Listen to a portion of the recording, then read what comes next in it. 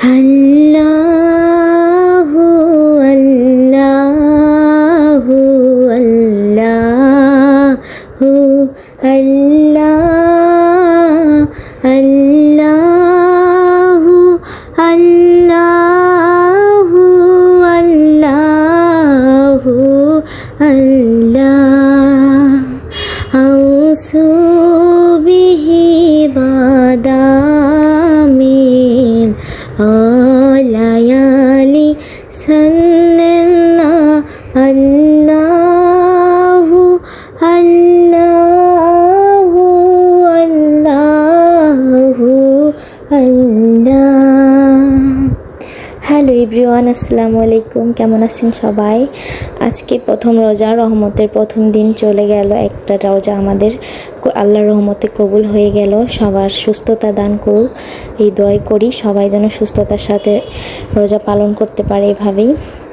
তো আজকে প্রথম রোজায় আমি কি কি ইফতারের আয়োজন করলাম সেই ভিডিওটা আপনাদের সাথে শেয়ার করবো, যেহেতু আজকে প্রথম রোজা। তো আসলে রোজা মানেই একটা মনের মধ্যে একটা শান্তি কাজ করে, প্রশান্তি একটা কাজ করে।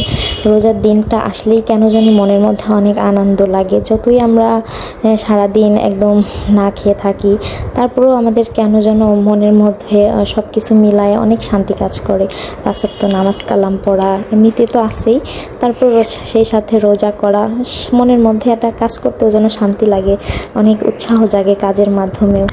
তো আর এইদিকে আমি তো অনেক কিছু কাটাকাটি নিয়ে বসে গেছি একদম। আর কিছুক্ষণের মধ্যে আমাদের ইফতার যেহেতু শুরু হবে, সেজন্য একটু প্রিপারেশন তো নিতেই হবে। আর ইফতারের যে সব থেকে একটা গুরুত্বপূর্ণ যেমন লেবু আমি এখন কাটতেছি, এই লেবুটা কাটতে গেলেও আমার খুব মায়া লাগে, যা সত্য কথা। কারণ এত পরিমাণে লেবুর দাম, এক হালি লেবুর দাম 70 টাকা, চিন্তা করা যায়। আর এদিকে আমার হাজব্যান্ড তো আনারস কিনে নিয়ে আসছে। তো আমি অনেক দিন ধরেই আনারস খেতে চেয়েছি, আর সেটার কাহিনীও আপনাদের সাথে আমি শেয়ার করব। কিন্তু লেবুগুলার মায়াটা আমি কেন জানি ছাড়তে পারতেছি না, কারণ লেবুগুলা কাটতে আমার সত্যিই প্রচণ্ড খুব মায়া লাগতেছে। আর যে আনারসের কাহিনী বলতে চাইছিলাম, সেটা হচ্ছে আমি তো অনেক প্রেগনেন্সি টাইম কাটাইছি না, তো প্রেগনেন্সিতে তো অনেকেই বলতো যে আনারস খাওয়া বারণ, তো সেই জন্য আর কি আনারস খেতাম না। আবার বাচ্চা হওয়ার পরেও অনেকেই বলে যে আনারস খাইলে নাকি সমস্যা হতে পারে একটু, তো এই জন্যই খাইতাম না। কিন্তু আর কত মানা যায়, এই যে রোজা চলে আসলো, রোজার মাসে তো একটু আনারস না খাইলে ভালোই লাগে না আমার। তো এই জন্যই আর কি আমার অনেক নিষেধ সত্ত্বেও আমি তারপরেও খাই, কি করার। কারণ আনারস আমার খুবই ফেভারিট একটা জিনিস। তারপর সে একটু এরিয়া জুড়েই ছোটো ছোটো আনারস পাইছে, কি করার। তারপর ছোটো ছোটো আনারসগুলো ভালোই মিষ্টি ছিল।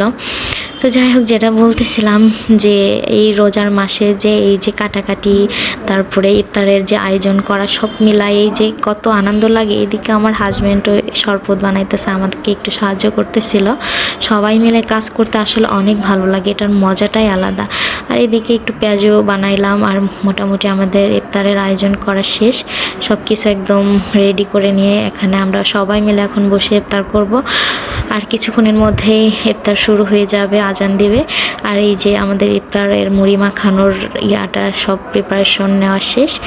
তারপরে কি করার, ইফতার শেষে আবার সেহরির জন্য রান্না করার প্রস্তুতি চলতেছে। সেহরির জন্য একটু রান্না বসাই দিলাম। সারাদিন ক্লান্তি শেষে একটু রেস্ট, নামাজ কালাম শেষে আবার সেহরির জন্য আমরা রাত্রে রান্না করে থুই। তো যাই হোক, পরবর্তীতে আবার কোনো ভিডিও নিয়ে কথা হবে ইনশাআল্লাহ। তো সবাই এই পর্যন্ত ভালো থাকবেন, সুস্থ থাকবেন। আল্লাহ হাফিজ।